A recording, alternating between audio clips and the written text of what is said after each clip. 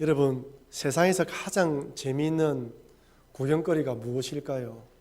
운동 경기를 좋아하시는 분들은 축구나 야구 경기 또한 스쿼시 같은 이런 것도 재미있습니다. 하지만 말은 하지 않지만은 불구경이나 싸움 구경도 재미있죠. 드러내놓고 이야기하면 절대 안 됩니다. 지금의 성전초등학교 옆에 들어선 한신아파트 이전에는 대한고무가 있었습니다. 제가 초등학교 때 이 대한고무에서 불이 났는데 그 어릴 때 소방차들이 출동하고 경찰들이 차량을 통제하면서 순식간에 도로가에 사람들이 몰려들었습니다. 제가 옆에서 보니까 어른들이 하시는 말씀이 대한고무 우뚝 서 있는 그 굴뚝이 넘어지면 안 되는데 왼쪽으로 넘어지면 성전초등학교가 피해를 입고 또 반대편으로 넘어져도 항도중학교나 다른 곳이 피해를 입는데 라고 염려하셨습니다. 감사하게도 빨리 신속하게 진화가 되어서 큰 피해는 없었지만 그 당시 초등학생이었던 저는 그 불난 부분을 재미있게 보았습니다. 하지만 여러분, 당사자의 마음 어떨까요? 사장님이나 공장장의 심정 어떻겠습니까? 절대 구경꾼의 마음으로 지켜볼 수 없습니다. 어떻게 해서든지 속히 불이 꺼지기를 바라면서 발을 동동 굴릴 거예요. 아니, 집에서 불이 났다. 근데 자녀들이 아직 그 집안에 있다. 부모들은 그 불길 속을 뛰어듭니다. 그것이 바로 구경꾼과 당사자의 마음의 차이인 것이죠. 오늘 본문을 보면 예수님께서 가르칠 때 많은 사람들이 예수님께로 몰려왔습니다. 그렇다면 그렇게 몰려온 사람들은 어떤 마음으로 몰려왔을까요? 몰려온 사람들의 면면을 살펴보면 어떤 사람은 정말 간절한 마음으로 예수님께 고침받기 위해서 나온 사람도 있는 반면 또 어떤 사람은 정말 구경꾼의 심정으로 찾아온 사람도 있습니다. 어떤 마음으로 오늘은 예수님께서 어떻게 병자를 고칠지 구경하는 마음으로 찾아온 것이죠. 그런데 또 안타까운 것은 오늘 본문에 보면 예수님이 어떤 말씀을 하시는지 책 잡기 위해서 찾아온 사람도 있다는 것입니다. 저는 이들의 모습을 살펴보면서 과연 우리가 어떤 마음으로 하나님께 달려가야 하는지, 그리고 이렇게 몰려온 사람들을 향해서 예수님께서 하신 말씀을 통하여 진정 주님이 우리에게 주시기 원하는 것은 무엇인지 살펴보면서 은혜를 나누려고 합니다. 먼저 예수님께 나온 자들을 살펴보면 첫 번째로 바리새인과 율법 교사들이 있습니다. 누가복음 5장 17절 말씀 우리 같이 한번 읽어볼까요? 하루는 가르치실 때에 갈릴리의 각 마을과 유대와 예루살렘에서 온 바리새인과 율법 교사들이 앉았는데 병을 고치는 주의 능력이 예수와 함께 하더라. 아멘.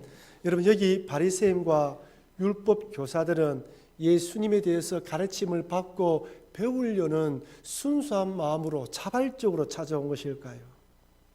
오늘 본문을 읽어보면 갈릴리의 각 마을과 유대와 예루살렘에서 왔다고 되어 있습니다. 다시 말씀드리면 각 마을의 대표들이 찾아온 거예요. 예수님이 누구인지, 어떤 말씀을 선포하시는지 그 말씀을 듣고 또한 진짜 바른 말씀을 선포하는지 확인하기 위해서 찾아온 것이죠. 그들의 보기에는 나사렛 목수의 아들에 불과한 예수가 근위 있는 말씀을 선포하고 귀신 들린 자를 쫓아내며 병자를 치료하시자 진짜 이 사람이 어떤 분인가 확인하기 위해 찾아온 것입니다.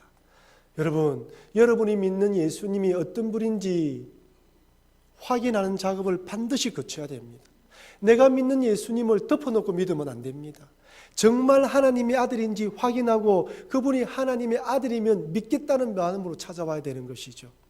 하지만 문제는 이들이 찾아온 것은 예수님이 진짜 하나님의 아들이라고 확인되어지면 믿겠다는 마음으로 찾아온 것이 아닙니다. 이들은 유대교라는 종교의 틀, 즉 유대교를 지탱하고 있는 율법과 전통과 관습으로 예수님의 가르침을 판단하려고 했지 예수님의 가르침을 받아들이려고 한 것은 아니다라는 거예요. 아무리 하나님 아들로서 권위 있는 말씀을 선포한다 할지라도 받아들일 마음이 전혀 없었습니다. 그러니 예수님께서 중풍병자에게 내 죄 사함 받았다라고 선포하자 깜짝 놀라면서 오직 하나님만이 하실 수 있는 죄 사함, 이것을 육신을 입은 그것도 목수의 아들이 어떻게 할 수 있느냐라고 속으로 생각합니다.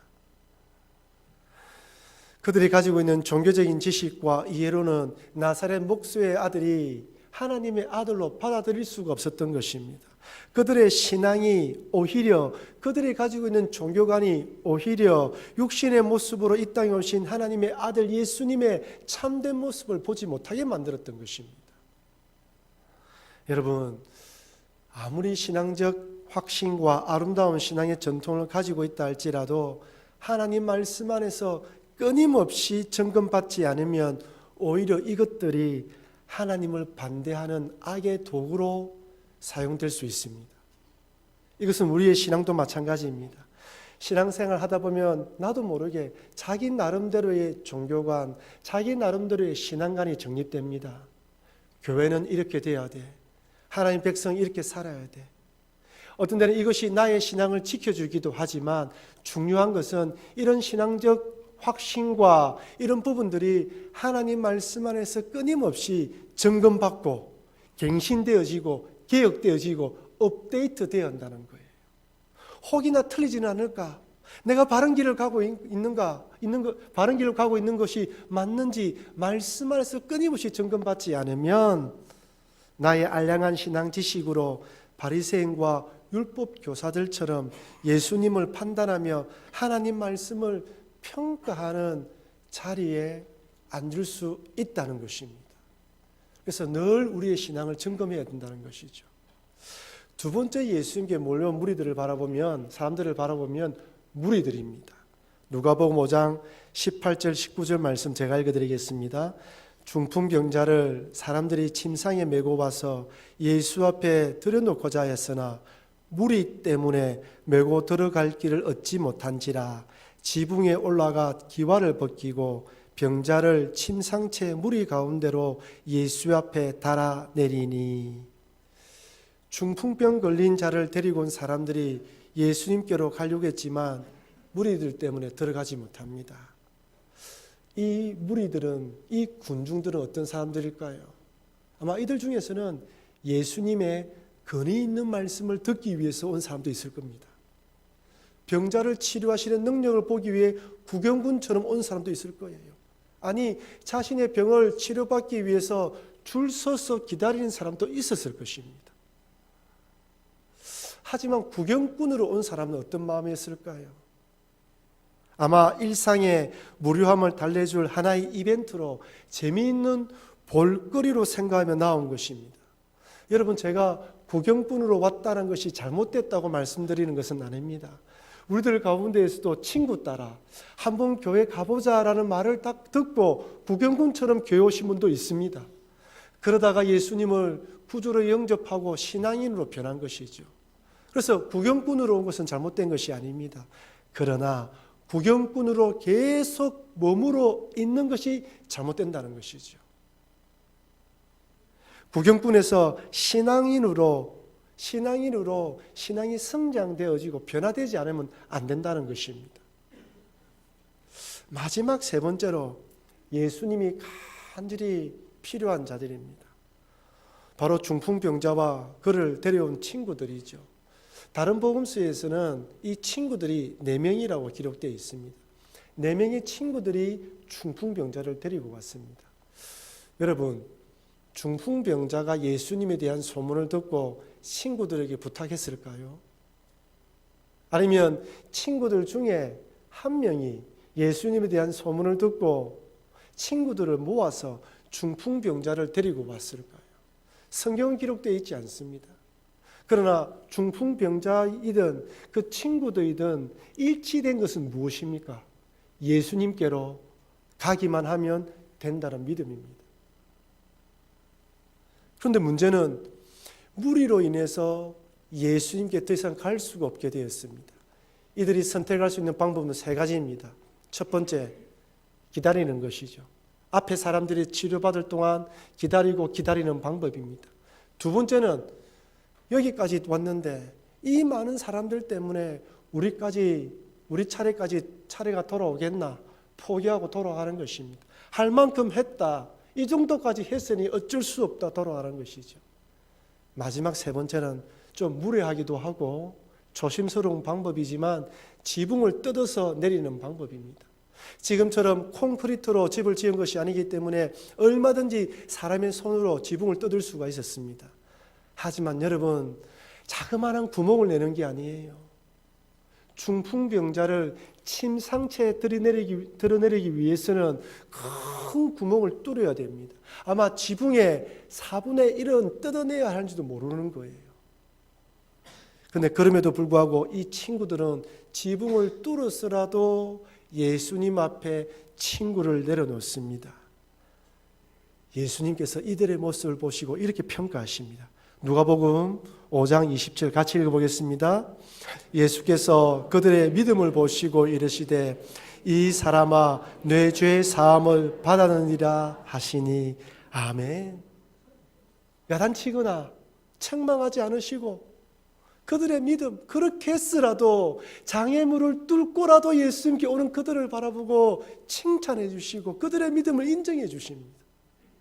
저는 이들의 믿음을 바라보면서 두 가지 큰 교훈을 얻었습니다. 첫 번째는 한번 따라할까요? 믿음에는 수고가 따른다. 한번 더 합시다. 믿음에는 수고가 따른다. 여러분, 믿음에는 수고가 따릅니다. 예수님을 믿는 믿음이 있으면 그 믿음을 증명하고 그 믿음을 드러내야 됩니다. 예수님 믿습니다 하고 그 자리에 앉아 있으면 안 됩니다. 달려와야 되는 거예요. 혼자 달려갈 수 없으면 같이 달려가야 되는 것이죠. 4명의 친구들은 예수님을 만나면 나을 수 있다는 믿음으로 중풍병자인 친구의 침상을 메고 오는 수고를 아끼지 않았습니다. 장애물 때문에 예수님을 만나지 못하자 지붕을 뚫는 수고를 아끼지 않았어요. 혼자서 할 수 없으면 믿음의 동지들이 함께 도우는 수고를 통해 가야 하는 것입니다. 여러분 그렇지 않습니까? 예수님 믿고 혼자 신앙생활을 할 수도 있습니다.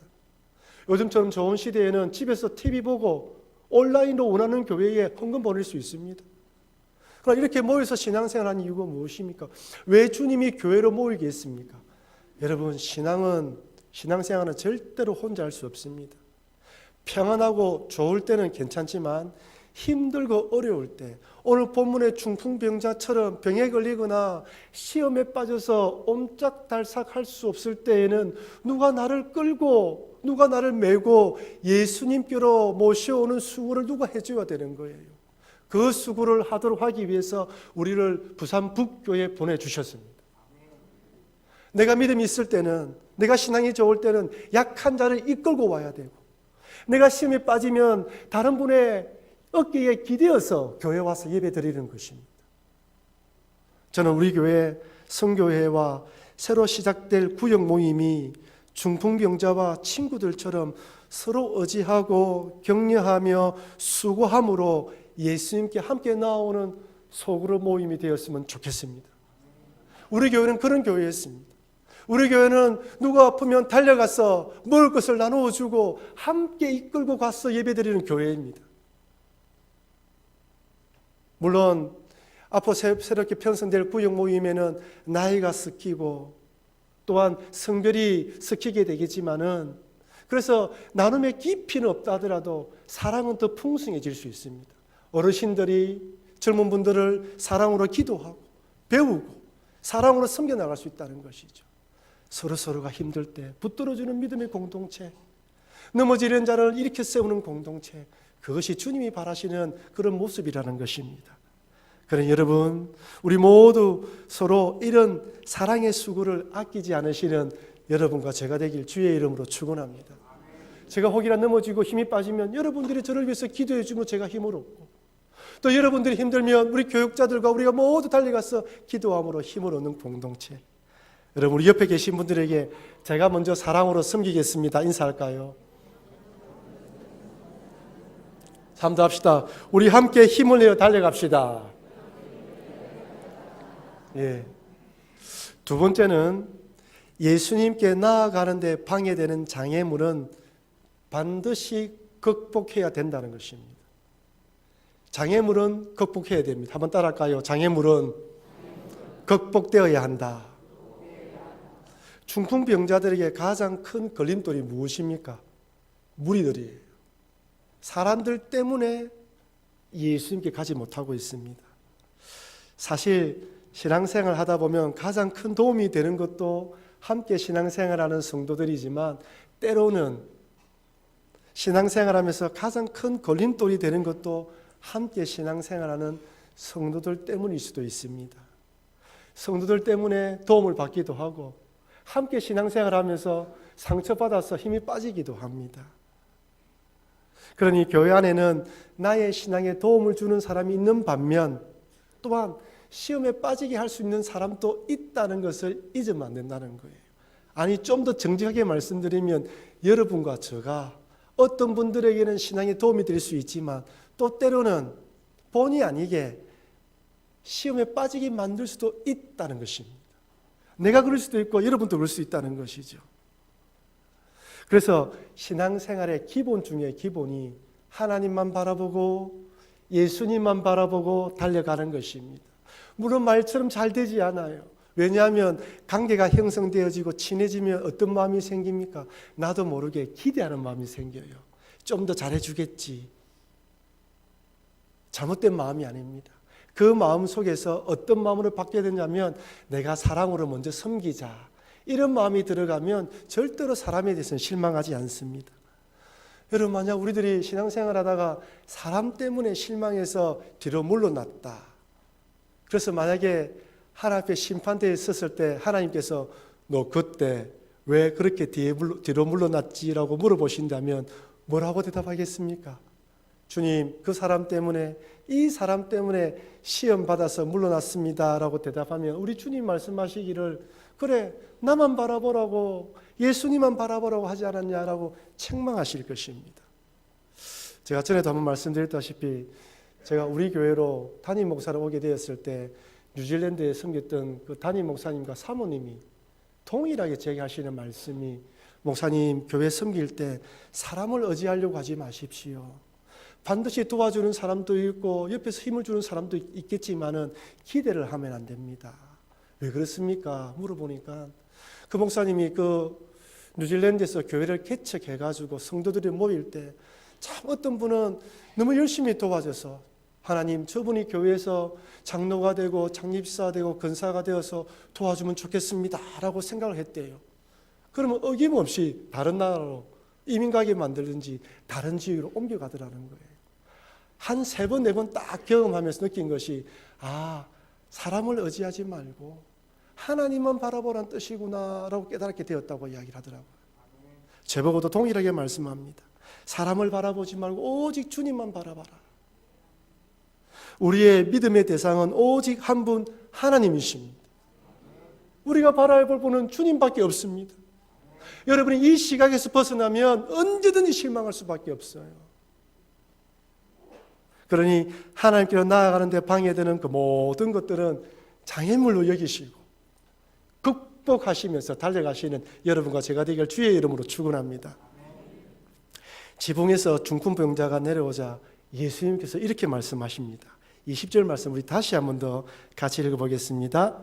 예수께서 그들의 믿음을 보시고 이르시되 이 사람아 네 죄 사함을 받았느니라 하시니. 아멘. 저는 처음 이 구절을 읽을 때 이해가 되지 않았습니다. 생뚱맞지 않아요. 지금 이분들에게 필요한 것은 무엇입니까? 일어나 걸어가라는 것입니다. 내 병이 나았다는 것이죠.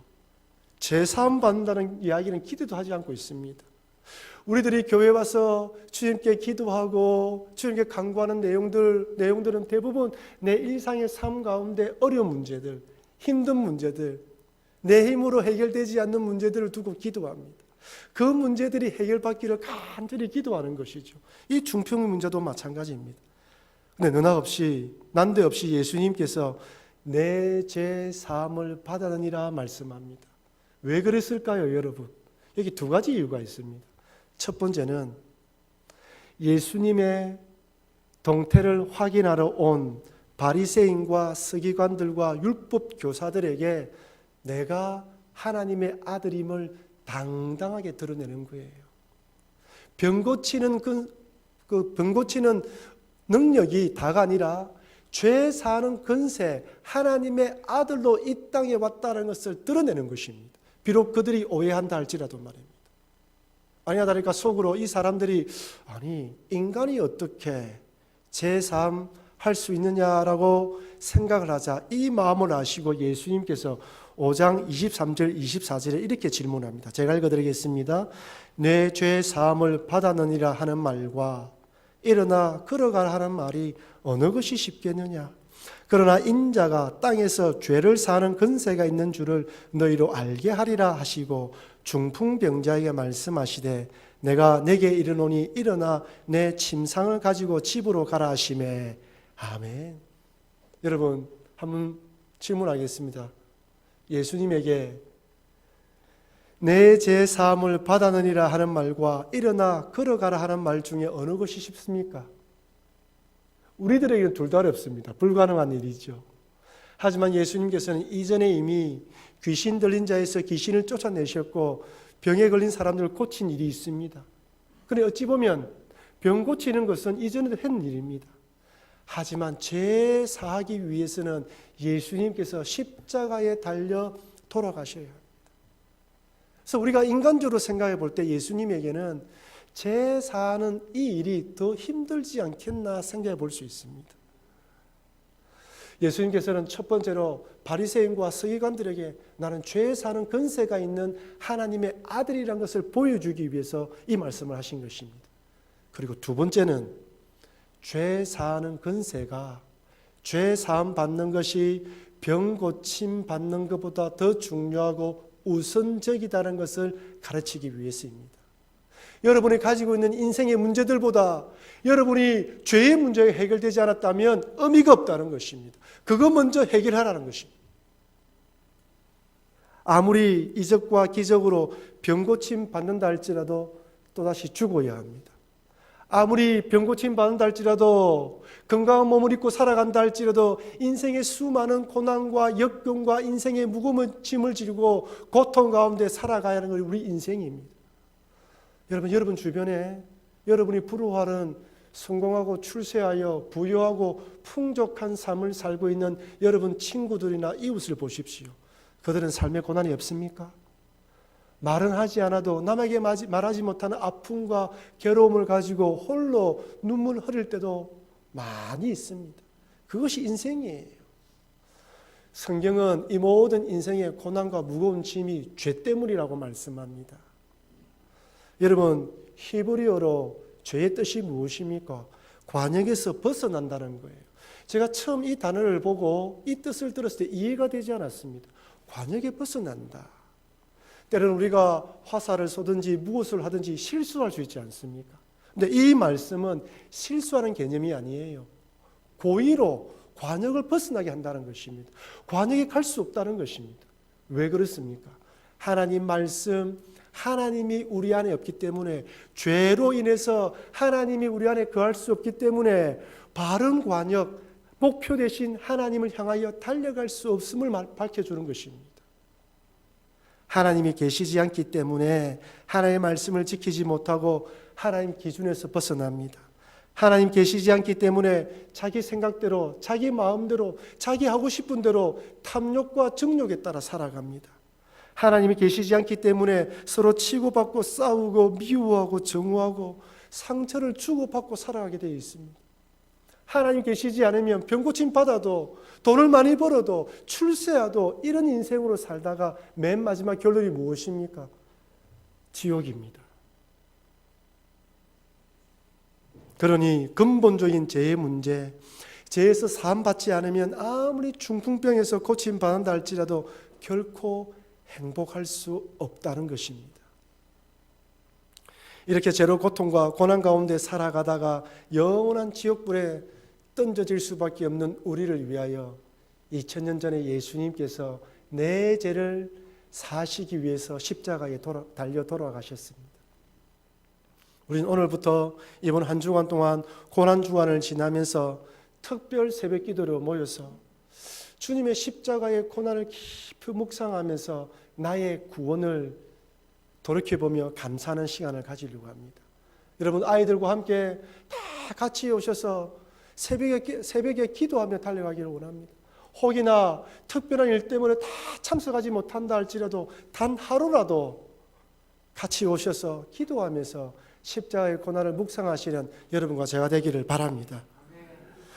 그렇다면 예수님 믿어 제사함 받아, 예수님께서 제사하는 권세가 있다고 말씀하셨는데, 그러면 예수님 믿어 제사함 받고 난 후에는 어떤 삶을 살아야 될까요? 오늘 본문에 오늘 예배에 참석한 여러분, 우리들 가운데에서는 이미 예수님을 믿어 구주로 영접한 분들이 있고 예수님을 믿기 위해 나오신 분들이 있습니다. 하나님께서는 제사함 받은 성도들이 어떤 삶을 살아가기 원할까요? 어떤 분은 내가 예수님 믿어 천국 가는 확신을 가졌으니, 천국 가는 티켓을 내가 가졌으니 이제부터 내 뜻대로 살아가겠습니다 라고 생각하며 살아가는 사람이 있습니다. 이 땅에서 성공하고 출세하고 그리고 세상의 재미와 쾌락에 따라 살아가려고 하는 것이죠. 여러분, 과연 예수님께서 내 죄를 위하여 십자가에 달려 돌아가신 이유가 죄 사함 받아 천국 가는 티켓을 얻었으니 이제부터 내 뜻대로 내 마음대로 살아가도록 하신 것일까요? 절대 그렇지 않습니다. 제가 죄는 내 마음속에 하나님이 계시지 않는 것이라고 이야기했죠. 죄 사함 받아서 구원하신 이유가 무엇이냐면 성령 하나님, 하나님의 영이 우리 마음에 와서 우리와 함께 살아가도록 하기 위해서 죄 사함 주신 것입니다. 그러니 결론적으로 말씀드리면 성령님과 남은 인생 동행하며 살아가는 것이 신앙생활이라는 것이죠. 여러분들, 제가 이렇게 말씀드리면 우리 성도들 가운데 제일 궁금해하는 것이, 목사님, 내가 내 안에 하나님의 영 성령님이 계시는 것을 어떻게 확인할 수 있습니까? 라고 묻습니다. 이 제일 어려운 질문이에요. 그럼 제가 역으로 묻겠습니다. 제 질문에 답을 하십시오. 여러분들은 예수님께서 여러분의 죄를 위하여 십자가에 달려 돌아가셨음을 믿습니까? 예수님이 여러분의 구세주임을 믿으십니까? 이런 고백을 할 수 있다는 자체가 성령님이 계신 거예요. 고린도전서 12장 3절입니다. 우리 같이 한번 읽어보겠습니다. 그러므로 내가 너희에게 알리노니 하나님의 영으로 말하는 자는 누구든지 예수를 저주할 자라 하지 아니하고 또 성령으로 아니하고는 누구든지 예수를 주시라 할 수 없느니라. 아멘. 성령님이 계시지 않으면 예수님을 구주라고 고백할 수 없습니다. 성령님이 내 안에 내주하지 않으시면 하나님을 아버지라 부르며 기도할 수가 없습니다. 성령님이 내 안에 계시지 않으면 말씀을 읽어도 찬양을 불러도 감동이 없어요. 내 마음에 하나님에 대한 궁금증이 생기고 말씀을 들을 때 아멘을 응답하고 말씀을 들을 때 깨달아지는 것은 다 누구 때문이라고요? 내 안에 계신 성령님 때문이라는 것입니다. 성령이 계시면 뭔가 하늘문이 열리고 뭔가 큰 기적이 일어나는 것이 아닙니다. 일상의 삶 가운데에 하나님이 나와 함께 하심을 깨닫게 만들어주시고 기도하면 감동 있게 만들어주시고 그 믿음으로 일상의 삶을 살아가게 만들어주시는 것입니다. 이렇게 하나님의 영인 성령님을 모시고 살아가는 삶, 이것이 바로 신앙생활입니다.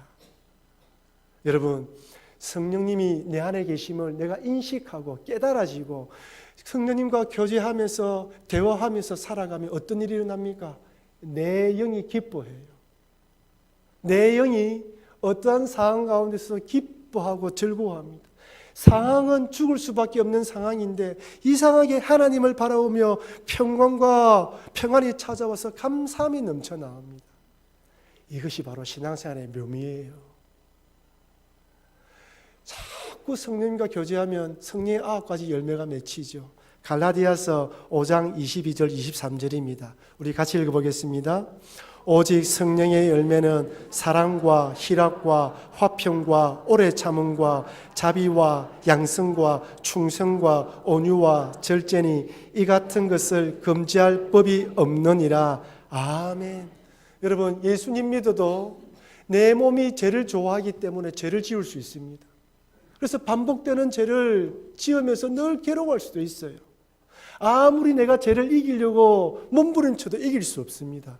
이길 수 있는 방법 한 가지, 성령 안에서 하나님 말씀이 내 안에 풍성하게 임하도록 시간을 투자하고 하나님께 가까이 나아가는 방법밖에 없습니다. 내 영이 하나님 안에서 기쁨을 누리면 자연스럽게 그 죄들이 끊어져 나가요. 이전에는 내 마음속에 음란과 음행과 시기와 질투, 분쟁과 다툼이 가득했다면 성령의 9가지 열매가 맺히면서 사람이 변합니다.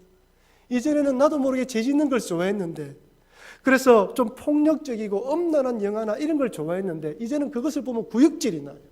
왜? 내 안에 계신 성령님이 싫어하거든요. 왜? 성령님과 교제하는 것들이 그것으로 해서 방해받으니까 멀리하게 되는 것입니다.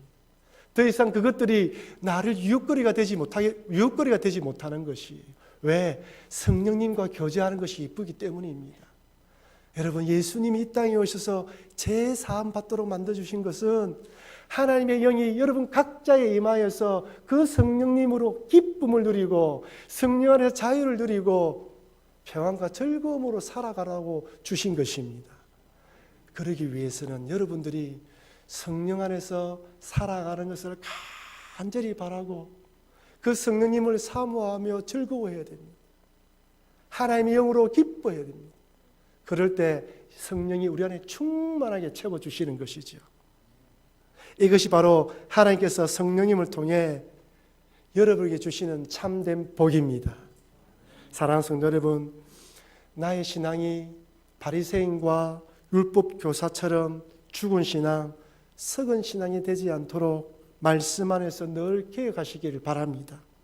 중풍병 걸린 친구들이 사랑의 수고와 그 어떤 장애물이 있다 할지라도 극복하고 예수님께 나왔던 것처럼 내 옆에 계신 분들은 내가 손을 잡고 함께 달려가야 할 믿음의 동지임을 기억하시고 우리 함께 달려가시는 여러분과 제가 되길 바랍니다. 병 고치는 것보다 더 중요한 것은 제사함 받는 것. 제사함 받아서 성령님으로 동행하는 삶, 성령 충만하여 그 성령 안에서 기쁨을 누리는 삶임을 잊지 마시고 거기에 소망을 두시고 살아가시는 여러분과 제가 되길 주의 이름으로 축원합니다.